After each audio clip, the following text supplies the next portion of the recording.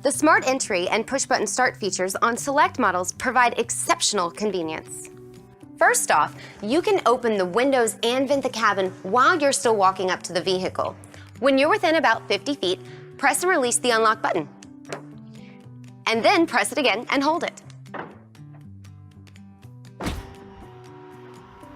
The windows and the moonroof, if equipped, will open right up and let the fresh air in. Now let's take a look at that Smart Entry feature. As long as the Smart Entry remote is within about 32 inches of the driver's or front passenger's door handle, you can unlock the door by simply touching the inside of the handle. It unlocks after a brief delay for signal validation. Note that if you touch the handle when wearing gloves, the system may respond more slowly or may not unlock the doors at all. And if you don't want to take a glove off, you can just always push the unlock button on the remote. Another thing to be aware of is that the Smart Entry remote's range is affected by radio waves from other equipment, like cell phones, laptops, or tablets. So it's a good idea to carry your Smart Entry remote apart from these types of electronic devices. Once you're in the driver's seat, the engine can be started by just stepping on the brake pedal and pressing and releasing the engine start-stop button. There's no need to press the accelerator. The starting process will be completed automatically.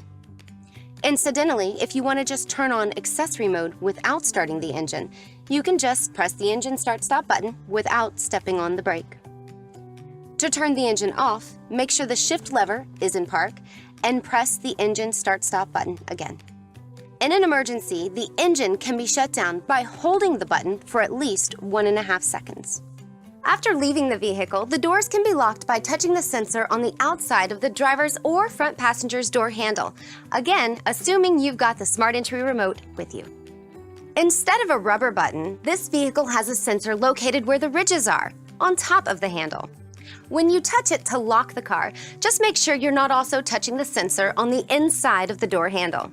And if the Smart Entry remote has been left in the vehicle, the doors won't lock until the remote has been removed.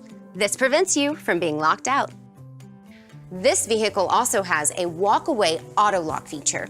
When it is enabled, you can skip the part about touching the door handle sensor. It's easy to set up. With the vehicle in park and the ignition on, go to the home screen on the display audio and touch Settings. Then select Vehicle and Door Window Setup.